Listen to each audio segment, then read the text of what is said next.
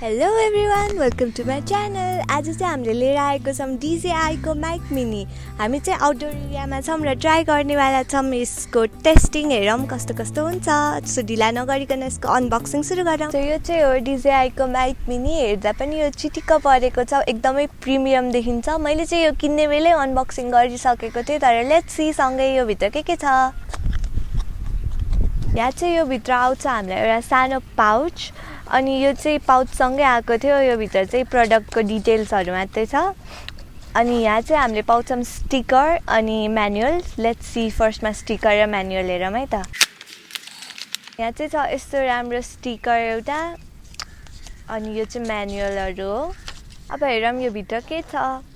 यो भित्र चाहिँ हामीले फर्स्टमा पाउँछौँ यो वायरहरू। यो वायरहरूमा चाहिँ के छ भन्दा यो चाहिँ चार्जरहरू हो। यसबाट चाहिँ टाइप सी चार्जर छ र यसबाट चार्ज हुन्छ। अर्को चाहिँ हामीसँग छ यो क्यामेराहरूमा जोड्नलाई यो वायर अर्को।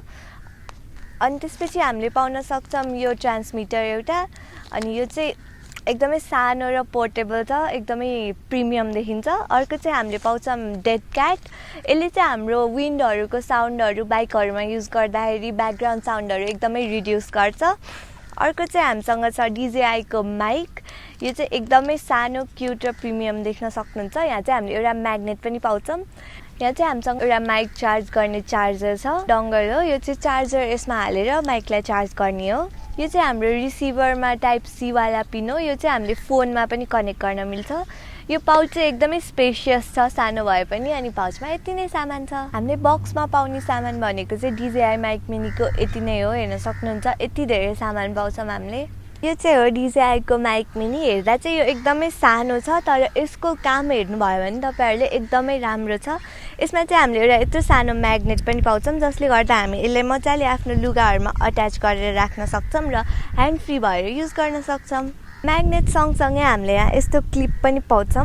म्याग्नेट युज गर्न चाहनु हुँदैन भने तपाईँले यसरी क्लिप युज गरेर यसरी अट्याच गर्न पनि मिल्छ। यसमा चाहिँ तपाईँहरूले देख्न सक्नुहुन्छ यहाँ दुईवटा बटन छ। यो चाहिँ पावर बटन हो, यो चाहिँ अन अफ गर्नको लागि।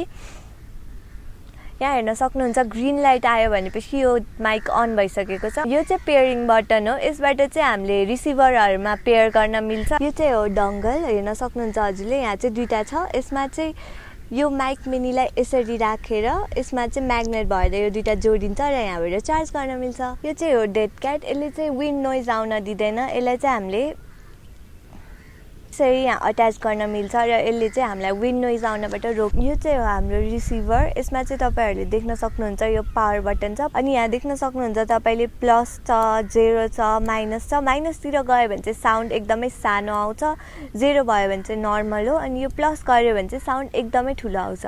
यो चाहिँ हो पेयर गर्ने। यसलाई अन गऱ्यो भने चाहिँ हाम्रो माइकसँग पेयरिङ हुन्छ वायरलेसली। यो चाहिँ एउटा पोइन्ट हो जसमा चाहिँ हामीले यो वायर अघि देखाएको वाला कनेक्ट गरेर यसलाई हामीले क्यामेरासँग कनेक्ट गर्न मिल्छ। यो चाहिँ हाम्रो यो रिसिभर चार्ज गर्नको लागि टाइप सी दिएको छ। अनि यतापट्टि चाहिँ यो खोल्यो भने यसरी खोल्दाखेरि हामीले यसलाई यता कनेक्ट गऱ्यौँ भने चाहिँ फोनमा कनेक्ट गर्न मिल्छ। यसलाई चाहिँ हामीले फोनमा यसरी कनेक्ट गर्न मिल्छ।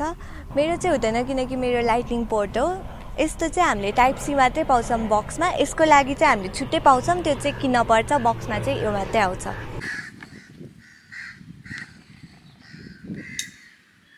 हेर्न सक्नुहुन्छ अब चाहिँ यहाँ दुइटै अन भइसकेको छ, ग्रिन लाइट बलिरहेको छ दुइटैमा। अब यिनीहरूलाई पेयर गर्छौँ हामी। यो पेयर गर्नको लागि चाहिँ हामीले यहाँ थिचिरहनुपर्छ। हेर्न सक्नुहुन्छ यहाँ ग्रिन कलर पनि आइरहेको छ, ब्लू कलरको पनि आइरहेको छ, भनेपछि यो पेयर हुनको लागि रेडी छ। सो अब यसको गरौँ। यो हेर्न सक्नुहुन्छ यो पनि स्टेबल भयो, यो पनि स्टेबल भयो, भनेपछि यसमा चाहिँ एउटा माइक कनेक्ट भइसक्यो भन्न खोजेको हो। यहाँ चाहिँ दुईवटा भनेको चाहिँ किन छ भन्दा यसमा चाहिँ दुईवटा माइक एकैचोटि कनेक्ट गर्न मिल्छ।